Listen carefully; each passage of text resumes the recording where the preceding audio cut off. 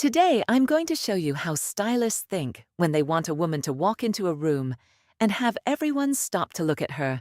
There are 6 tricks, and the last one can destroy everything you've put together, even if the look is perfect. You're going to learn how to create that presence some women have, the kind that makes people's eyes land on them before they've even introduced themselves.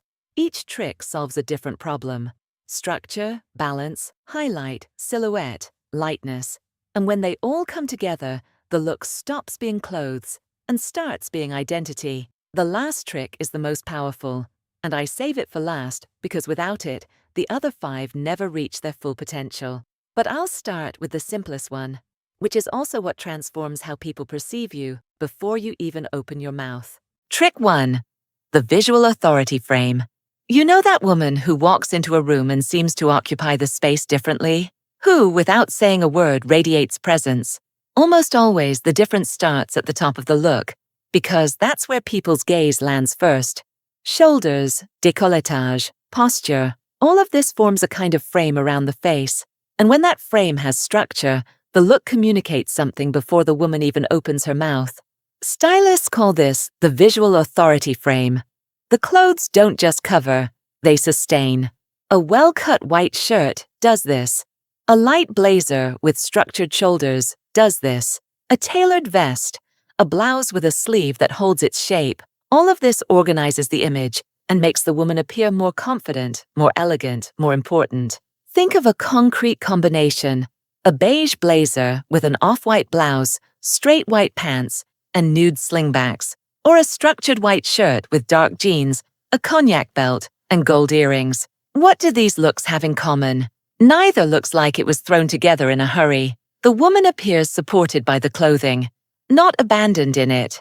What ruins this frame? A blazer that's too limp, a sheer shirt, a misshapen collar, a button pulling at the bust. These are details that break the structure and send the opposite signal from what you want to convey. But there's a trick that, when added to this one, doubles the effect. And it involves something so simple it seems impossible for it to work so well. Trick 2. The sandwich method. Imagine 2 women walking into the same restaurant, both well-dressed, both wearing beautiful pieces, but one looks like the outfit was put together with intention, looks more expensive, more considered, and the other looks like she just put on good clothes without a clear logic. What makes that difference? Most of the time, it's one thing only: color repetition. When a color appears at 2 points in the look, a white blouse with white pointed toe flats, a caramel bag with a caramel belt, a blue shirt with a blue scarf in the hair, the eye perceives balance. The outfit looks intentional. It looks like there's a creative mind behind that visual. This has a name among stylists: the sandwich method. The color opens the look at the top and closes it at the bottom, or appears in the middle and returns in an accessory. It creates a visual rhythm the eye follows without realizing. And the result? The look seems more expensive, not because the piece is changed, but because the combination gained coherence. A white shirt with straight jeans and white pointed toe flats works. An off-white blouse with beige pants and a structured off-white bag works. A black blouse with caramel pants and a black slingback works. The caution here is not to repeat very loud colors in excess, and avoid mixing similar tones that clash, like cool white with very yellowish off-white. When that happens, the effect is the opposite. The look seems careless, even with good pieces. Now, if you want people to look exactly where you want them to, there's a code that few women truly master. Trick 3. The controlled focal point. There's a mistake that very well-intentioned women make. They put on large earrings, a statement necklace, a vibrant bag, a special shoe, a strong lip, all at once. And the look, instead of seeming rich, seems confused. Do you know why? Because when everything draws attention, nothing draws attention. What makes a look seem sophisticated is precisely the opposite. One single point of highlight, just one. The rest of the look exists to frame that point. Stylists call this the controlled focal point. It guides people's gaze to where you want it and creates visual interest without creating noise. Think of it this way: a monochromatic beige look with a structured wine bag Where does the eye go? To the bag, directly. There's no competition. Or a white shirt with medium gold earrings and caramel pants. The earring is the highlight. Everything around it exists to sustain that shine. Or an all-off-white look with a burnt red lipstick and nude slingbacks. The lip steals the scene, but with elegance, not excess. The rule is simple but powerful.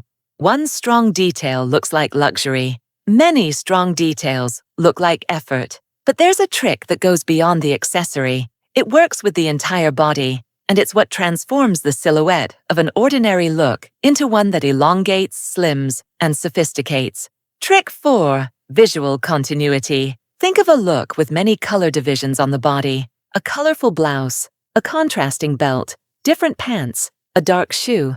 The eye cuts through the body in pieces, and the effect is the opposite of elongating. Now think of a look in similar tones.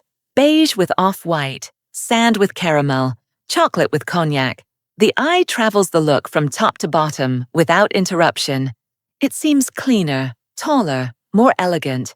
This is what stylists call visual continuity. It doesn't change the body, it organizes the image. And when the image is organized, the perception of elegance rises automatically. Beige pants with an ivory blouse, a cognac belt, and a caramel bag. The eye glides. An all-off-white look with nude shoes and gold earrings works on the same logic. A light blue shirt with navy pants and a nude slingback. The darker tone naturally tapers downward. What breaks this effect? Many color divisions on the body. A very heavy shoe with a light outfit. Hem bunching at the ankle. Abrupt contrast without intention. These are interruptions that fragment the look and fragment the perception. The less the eye is interrupted, the more elegant the woman appears. And speaking of appearing more elegant, there's a detail that almost everyone ignores, but that makes an immediate difference in the refinement of a look. Trick 5. Strategic visual breathing room. There's something the most sophisticated looks have in common, and it's rarely taught. They show a little bit of skin in the right place. We're not talking about an exaggerated neckline. We're talking about a rolled-up sleeve that reveals the wrist, a boat neck that shows the décolletage in a clean way, pants with the hem at exactly the right point.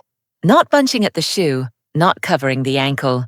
A shoe that shows the top of the foot. These small breathing spaces make the look lighter, more feminine, more refined. Stylists call this strategic visual breathing room. The eye needs pauses throughout the look. When it has those pauses in the right places, the outfit gains lightness and sophistication at the same time.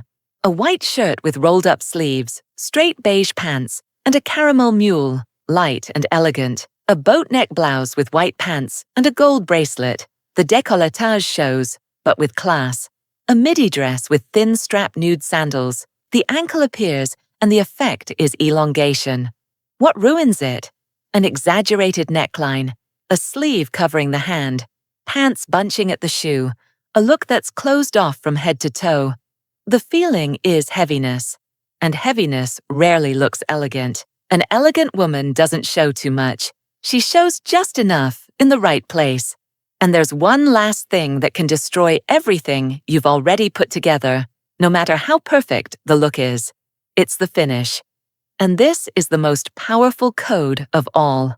Before we move on to the next trick, how many times have you stood in front of a closet full of clothes, looked at everything, and thought, I have nothing to wear? And in the end grabbed the same old thing, the safe, boring look, and walked out feeling invisible. Again, your problem isn't a lack of clothes, it's that nobody ever taught you the codes a stylist uses to combine what you already have. I just released a guide with over 150 ready-made looks that I tested one by one, using only 15 pieces you probably already have in your wardrobe. These looks are so elegant that people will turn to look when you walk by and whisper to their friend, "Wow, what an elegant woman." And you won't need to think about a thing. You just choose the look and copy it piece by piece, exactly as I show you. In less than 5 minutes, you're dressed and ready to go. The link to access the guide with the 150 looks is in the pinned comment and in the description. And if you're watching on TV, just scan the QR code that appears on the screen. Trick 6. The final image polish. Imagine you've put together a flawless look. The right tones, the controlled focal point, the structure in place, the strategic breathing room, everything aligned. Then you look at the shoe. It's a little worn. The bag has lost its shape. It's limp, without structure. The hair looks like it was done in a rush, without intention. Do you know what happens? The look falls apart. The perception of elegance drops, because the finish contradicts the intention. Stylists know this by heart. The look doesn't end with the clothes. It ends with the finish. Before leaving, there are 3 questions that make all the difference. Are the shoes clean? Does the bag have structure? Does the hair look cared for and intentional? If any of those answers is no, the look isn't finished. Think of a combination like this: an off-white shirt, beige pants, well-finished hair, a caramel bag, and nude slingbacks. Every element confirms the same level of care. The look speaks one language from beginning to end. Or a navy dress with hair pulled back low, gold earrings, and nude sandals. The simplicity has impact precisely because the finish is aligned. What breaks the polish? Dirty shoes, a limp or misshapen bag, hair without finish, pilling fabric, a stained piece, peeling accessories. These are small details, but they're what make people's eyes doubt the elegance that everything else built. The look only seems expensive when the finish confirms the intention. You just discovered 6 codes that professional stylists use, and rarely teach publicly. The structure that sustains the look before you speak. The color repetition that makes everything seem more considered. The focal point that guides the eye exactly where you want it. The visual continuity that organizes the silhouette. The breathing room in the right place that brings lightness. And the final polish that confirms everything. None of these tricks depend on expensive clothes. They depend on intention. And when you start applying these codes, something changes. People start noticing you differently. They can't explain why, but they notice. Which of these tricks do you already use without realizing it? Tell me here in the comments. I'm curious to know which one feels most natural to you. And in the next video, I'm going to show you something even more specific. The proportion mistakes that age a look, and how to correct each one with a simple swap. See you then.